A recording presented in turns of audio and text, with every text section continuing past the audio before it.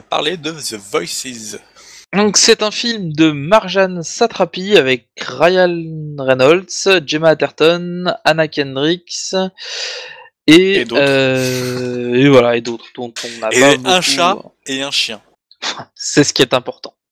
Alors, visiblement, The Voices parle d'un personnage qui a de lourds problèmes psychiatriques et qui parle avec son chat et son chien. Visiblement, on a sa bonne et sa mauvaise conscience vont s'opposer, où le chat lui demande de tuer et le chien lui conseille de pas le faire. C'est le gros délire du film. Ça a l'air d'être un film avec beaucoup d'humour noir. Ça a l'air vachement sympa à voir. Marjane Satrapi, moi je l'ai surtout connu pour Persepolis, que j'avais beaucoup apprécié. J'attends de voir ce que peut donner The Voices, même si c'est pas du tout dans la même catégorie. Vu que c'est de l'animation quand même, Persepolis. Moi je connais pas spécialement Marjane Satrapi, j'attends de voir Ryan Reynolds dans un film un peu différent de ce dont on a... des films qu'il a l'habitude de faire. C'est vrai que ça peut être intéressant à voir. Je suis assez curieux, ça a l'air d'être un film bizarre et assez hors du commun. Voilà, je sais pas vraiment quoi dire d'autre pour le moment, parce que j'attends. On vous parlera après avoir vu le film. Voilà. Bah à tout à l'heure, tout de suite. À tout à l'heure. Eh ben c'est génial.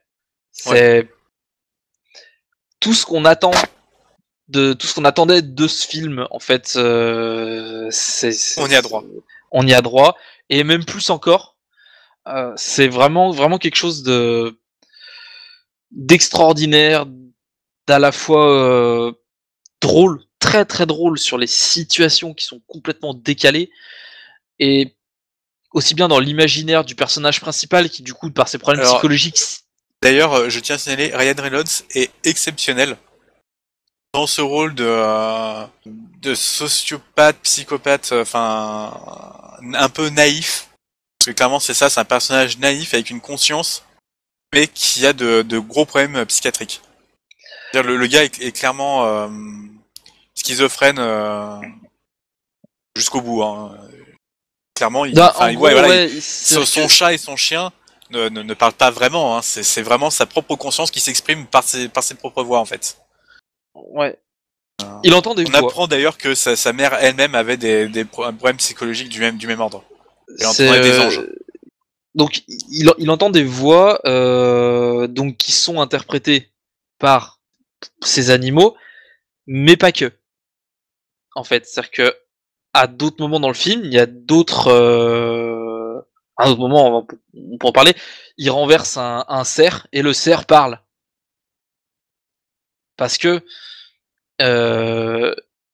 c'est son problème de conscience qui fait que ça réagit vis-à-vis du cerf qui est affalé sur son capot, et lui qui pète un boulon parce que il vient de percuter une bestiole. Ouais, il a une crise un peu schizophrénique. Au milieu de ça, le personnage travaille dans une entreprise apparemment qui fabrique ou qui emballe, je sais pas trop. Enfin, il y a un moment donné, on le voit, ils sont en train d'emballer une baignoire. Voilà, ils font des baignoires, ils doivent certainement faire de tout ce qui est baignoire, toilettes et autres trucs comme ça, quoi. C'est dans un patelin paumé, et c'est la grosse industrie du patelin, quoi. C'est vraiment le truc. C'est le premier employeur du truc. Voilà. Du coin, et en fait, même l'univers en soi de cette entreprise est particulier parce que déjà un univers qui aurait pas renié Wes Anderson pour le côté dans les coloris et dans le... dit, ouais. C'est-à-dire que ils bossent pas avec des bleus de travail ou des tenues classiques, ils sont habillés en rose. Rose bonbon, le rose bien pétant. Pétant. Les Fenwick, donc les où ils transpalettes sont rose bonbon aussi. Tout est rose en fait dans cette société. On est soit sur du rose, soit sur un vert bleu très particulier qu'on voyait beaucoup en fait dans une époque. On le voit plus trop parce que c'est un peu passé de mode, mais donc on a ce personnage qui a été embauché nouvellement, on va dire, dans cette société, parce qu'en gros il est en réinsertion, et il va être amené à être de plus en plus en contact avec différentes personnes du service comptabilité de cette société, donc les 3 comptables de la société.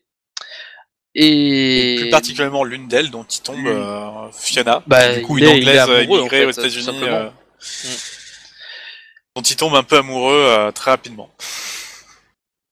Et à partir de là, le film part dans un délire complet où en fait On le vous laissera un peu personnage, découvrir. voilà, J'ai pas trop envie de trop en parler, mais c'est voilà. assez Alors, il faut compliqué, savoir ouais, déjà mais qu'en fait, le film est très intéressant sur quelques points. Au niveau de la réalisation, on va souvent en fait être du point de vue de Jerry, qui du coup est interprété par Ryan Reynolds. De Jerry, on va voir du coup sa vision des choses. Comment est-ce qu'il voit le monde à travers en fait son état un peu schizophrène. Donc on a quelque chose de très intéressant et de temps en temps il y a des retours à la réalité quand on prend un autre point de vue et là on a totalement un basculement du genre limite du film parce que si on passe sur la comédie un peu noire du qu'on voit un peu du côté Jerry, pour les autres c'est clairement un thriller terrible et affreux hein, de la vie de la vie des autres personnages en fait. Donc de ce point de vue de réalisation c'est très sympa. On va pas, c'est pas un film dont on va rire aux éclats. Et des fois, on va faire un grand sourire parce que les conversations qu'il a avec ses propres animaux sont vraiment juste exceptionnelles. D'ailleurs, je me demande si c'est pas lui qui a joué les propres, je me demande si c'est pas Ryan Reynolds qui a joué les propres voix. Donc oui, c'est bien lui qui joue le fameux Mister Moustache qui est son chat et Bosco qui est son chien. et d'ailleurs il fait en fait toutes les voix qu'il entend. Oui, clairement, voilà, c'est ça. Ce qui va vraiment au-delà d'une simple c'est vraiment une intention de tournage de se dire que clairement c'est sa propre voix intérieure qu'il entend en fait à travers. Mais déformé. Ouais voilà. Bah Parce que il les voit à travers d'autres personnages et du coup ça lui renvoie un son différent quoi. Franchement c'est très bien fait, c'est très bien pensé. C'est assez dur. Franchement c'est interdit au moins de 12 ans. Oui non mais pas vos gosses. C'est ah flippant. oui oui c'est pas enfin c'est un film humour noir clairement, mais très très noir. C'est Macabre. pas C'est vrai on est un peu au-delà limite de l'humour noir. C'est vraiment dans l'humour à la limite macabre. on est Du coup, capable de rire d'un truc qui se passe à l'écran, mais qui est un truc complètement horrible, que si ça arrive dans la réalité, c'est une catastrophe. Mais la situation est telle que on peut en rire en fait dans la salle. Ce qui fait que tout ça, ça crée vraiment un gros décalage ouais, entre le spectateur qui du coup prend le point de vue de Jerry avec ce côté vraiment très simple et genre mais non mais c'est normal, et le point de vue des autres personnages du film pour qui c'est effectivement comme tu disais qui est complètement affreux, alors que nous on est là dans la salle mais on peut être plié de rire sur une scène en particulier qui ne ferait rire mais personne d'autre hein.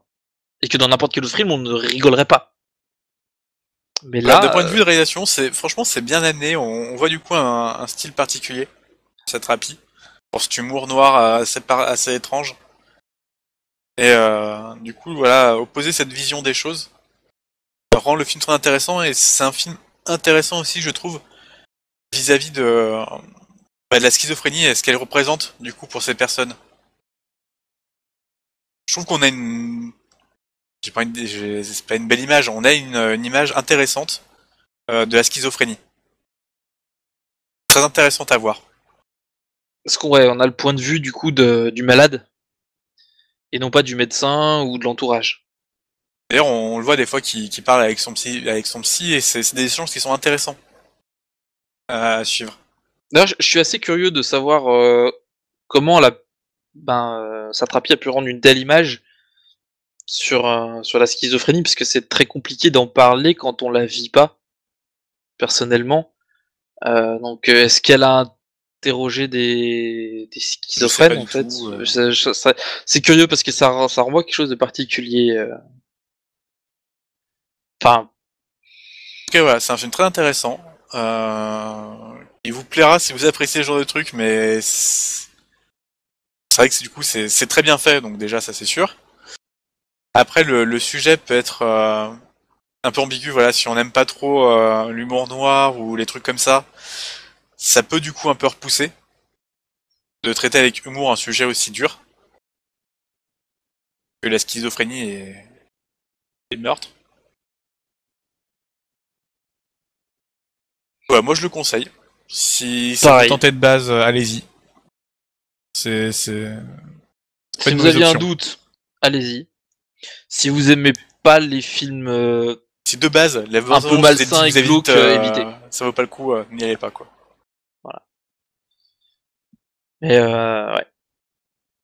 Et puis ce Non, sera tout. c'est vraiment, vraiment très sympathique. Et ben pour nous, on va vous donner rendez-vous à la prochaine séance. Au revoir. Ciao!